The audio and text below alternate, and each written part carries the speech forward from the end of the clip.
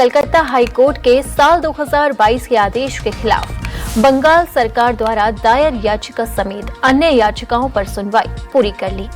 Supreme court जल्द अपना फैसला सुना सकता है। हाई कोर्ट ने राज्य को जुलाई 2009 से महंगाई भत्ते के लिए का बकाया जारी करने के लिए कहा गया था। जस्टिस संजय करोल और जस्टिस एन कोटेश्वर सिंह की पीठ ने राज्य सरकार की ओर से अभिषेक सिंघवी और हुजैफा अहमदी समेत वरिष्ठ वकीलों और राज्य सरकार के परिसंघ और अन्य की ओर से वरिष्ठ अधिवक्ता पीएस और अन्य की दलीलें सुनी हैं। 20 मई 2022 को हाई कोर्ट ने राज्य प्रशासनिक न्यायाधिकरण के एक आदेश को बरकरार रखा और टीएमसी सरकार को जुलाई 2009 से डीए बकाया जारी करने का निर्देश दिया था।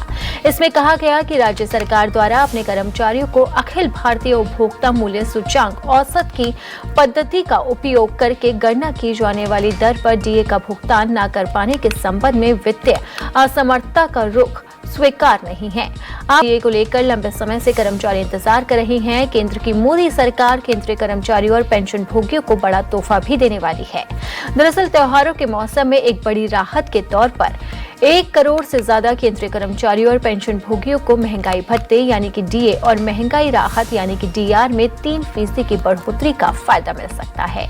केंद्र सरकार दिवाली से ठीक पहले यानी कि अक्टूबर के पहले सप्ताह में इसकी घोषणा कर सकती है।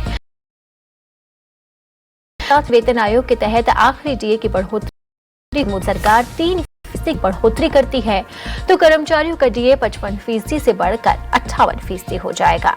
ये बढ़ा हुआ डीए 2025 से लागू होगा। फाइनेंशियल एक्सप्रेस की एक रिपोर्ट के अनुसार कर्मचारियों और पेंशन भोगियों को 3 महीने का एरियर भी मिलेगा। इसका भुगतान अक्टूबर के वेतन के साथ किए जाने की उम्मीद है, लेकिन पश्चिम बंगाल के कर्मचारियों ने याचिका दायर की थी और जिस पर सुप्रीम कोर्ट ने अब सुनवाई भी पूरी कर ली है। तो अब देखना होगा कि कोर्ट का क्या फैसला आता है।